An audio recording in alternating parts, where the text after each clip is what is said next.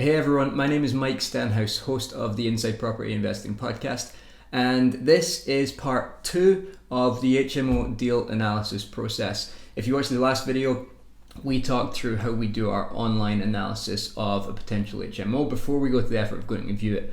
What I want to focus on now is once we've been to the viewing, how do we get our financials in order to decide if we're going to make an offer or not, and if we are, how much money are we going to make on it.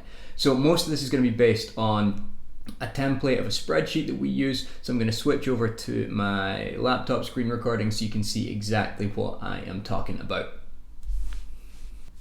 So this is the template that we use for all of our HMO deal analysis. It's very similar to the one that we use for flips. It's very similar to the one that we use for development deals. But specifically what I'm looking at today is our HMO deal analysis. And if you want a copy of this template rather than creating it all yourself, it's dead easy to create, by the way, but it's got a lot of formulas and stuff in here. If you just want to copy and paste that, you can download a free copy of this spreadsheet at www.insidepropertyinvesting.com/toolkit.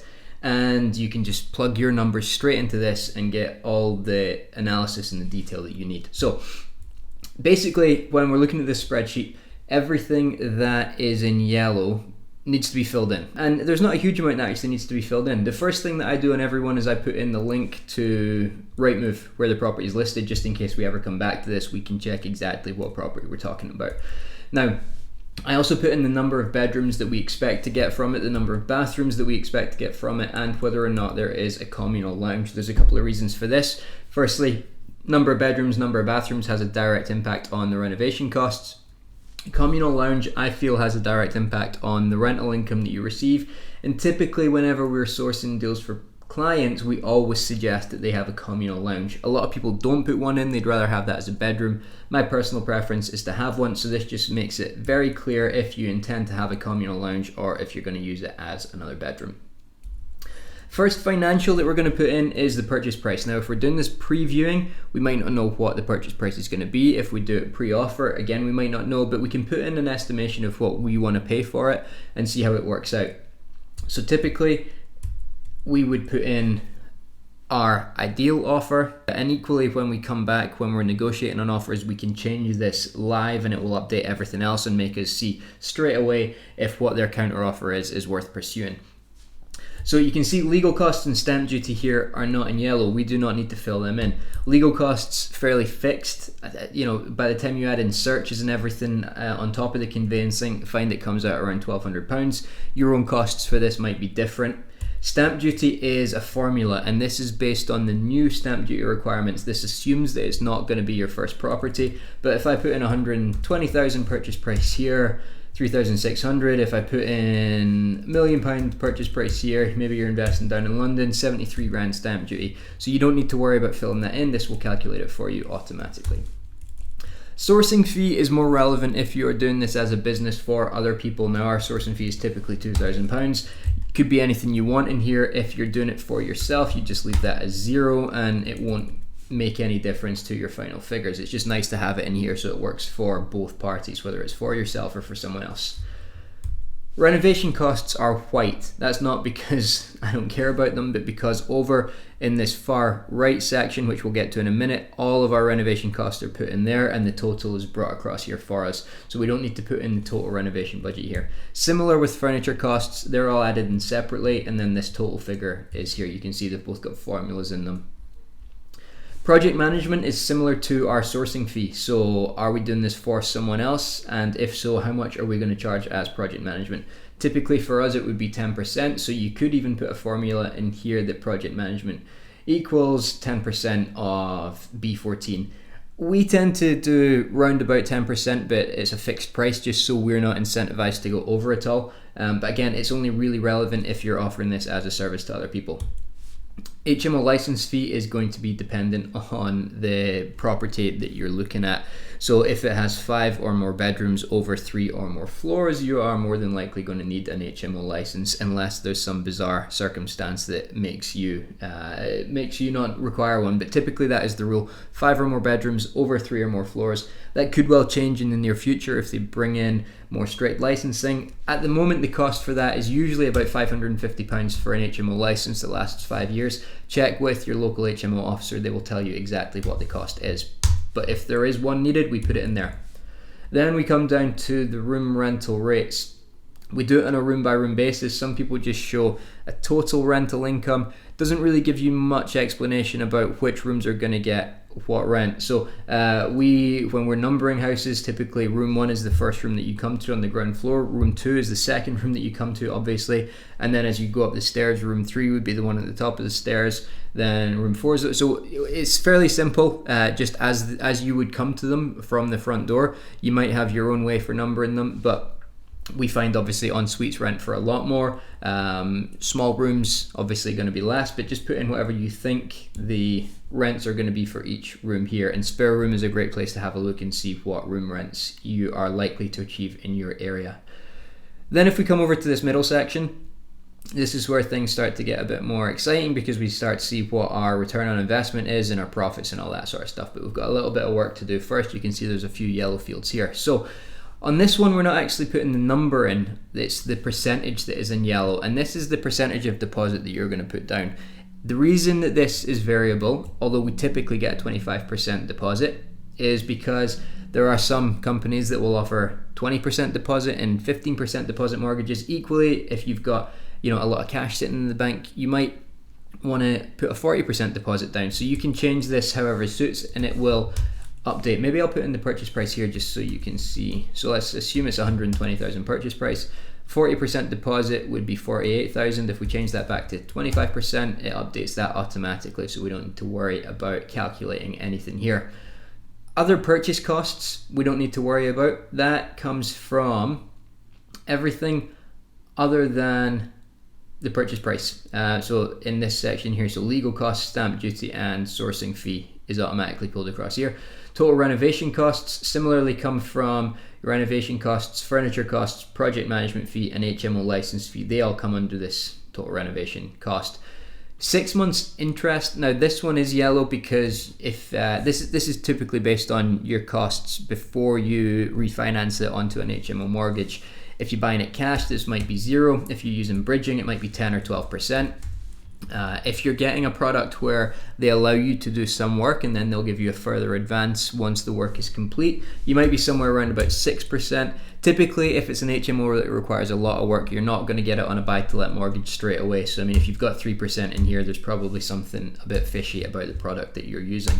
But you update that, it will calculate all of them and show you your total investment required. This obviously isn't complete yet because our renovation costs still need to be added in. Then we can put in what we expect our end value to be. So let's say we're buying it for 120. We assume once the work's done, it's going to be worth 160. So we can pop that in there. Again, the mortgage is yellow because this might be 75%, it could be 60%, it could be 85%, depending on the product that we are going for. And we can update that here so it shows us how much cash is left in. Now you'll see here cash left in if we just hover over this formula. So pretty straightforward. Your cash left in is the sum of your purchase price plus your additional costs, so your other purchase costs, your total renovation costs, and your 6-month interest, less the mortgage that you get once you revalue it. That's what is your cash left in, and that is one of the numbers that we need to calculate our return on investment. Rental income would come across from here, so let's just put in a couple of figures here. Let's say we get 400, 425, and 450. It's a small HMO, 3 bedrooms. So it calculates your total rental income. Your mortgage is... Actually, that should be yellow. It will be yellow in the file that you download. Mortgage here is £500 per month based on a 5% interest rate. Now, you might be able to get a better deal. You might be able to change that to 3.5%, or maybe it's going to be, that does not look good, 35 grand a month mortgage payments. Need to change this back to 1%. 3.5. There you go, that's a bit better, £350 a month. Or equally, maybe it's going to be 6%, who knows. But you can put whatever your broker tells you your mortgage rate is going to be in there. Typically for HMO finance, we leave it at 5% until we know exactly what it's going to be. That seems to cover most bases. Most of the mortgages we're looking at the moment are around about 4.5 to 4.7% from memory. So 5%'s got a little bit of buffer in there. our bills we need to calculate, and this is where the number of bedrooms comes in useful up here. Normally around about £75 per month per room for bills. So on this one it's a 3 bedroom, so what's that, £225 per month on bills. Now this one needs a little bit of thought. Obviously, if it's a 3 bedroom house, it's still going to need heated, and it's not a straight line graph when you look at the bills per room. The more rooms you get, the lower this cost becomes. But £75 on average for a kind of 5-6 bedroom HMO is round about what we see. Maintenance and voids and the letting agency fee, we always put at 10%.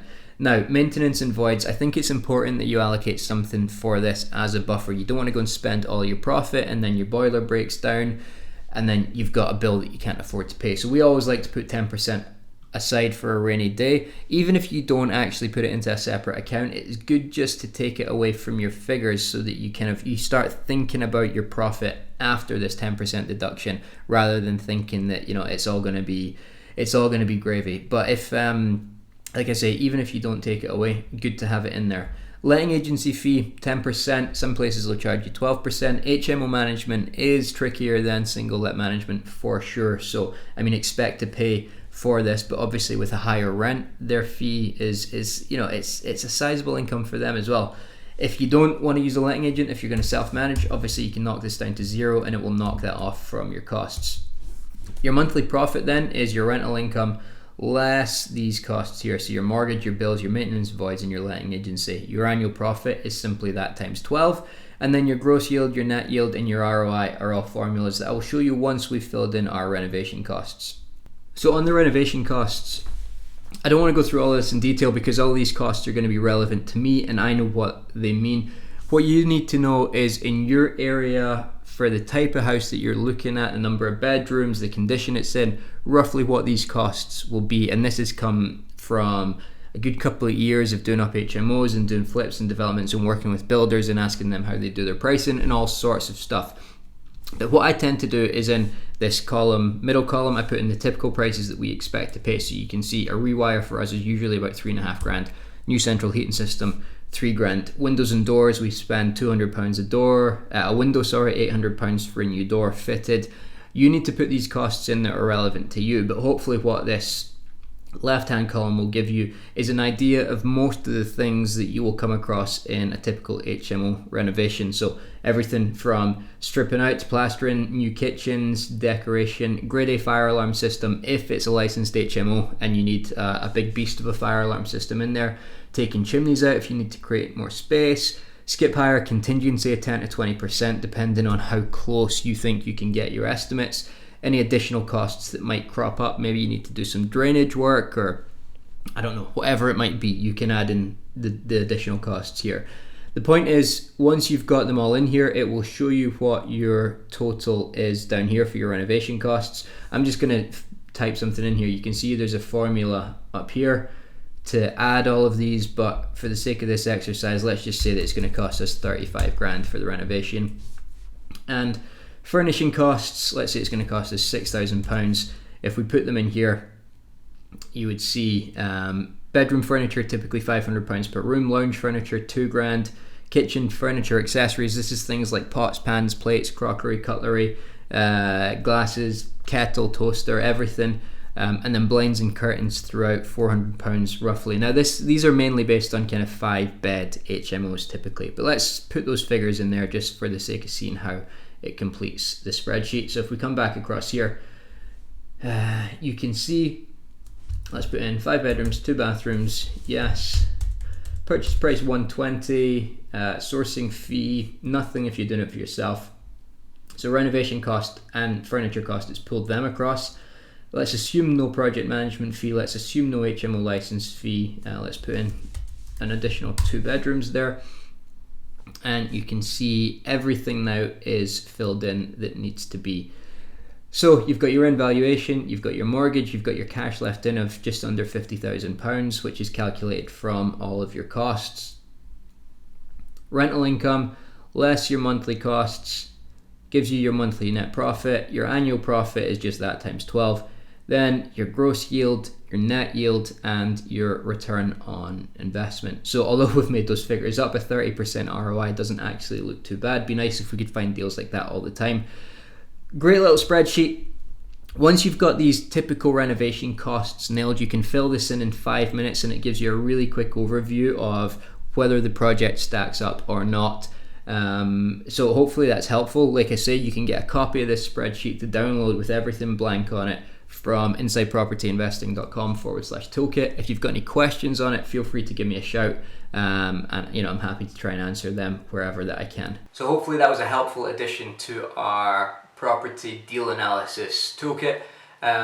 We will try to do a few more videos like this over the coming weeks, just to kind of wrap up the process for renovating an HMO. So we'll look at things like scheduling and the different types of people that we need on site and at what times they should be on site to get the job completed quickly. And we might even look at some of the marketing aspects of it as well. But at the moment, what I want to focus on is that kind of deal appraisal side of things. Then we might look at flips, developments, commercial to resi, whatever you think is going to be interesting. Feel free to get in touch with me and let me know, and we will try to create some content around that. Thanks for listening. Hope it was helpful, and I'll speak to you soon.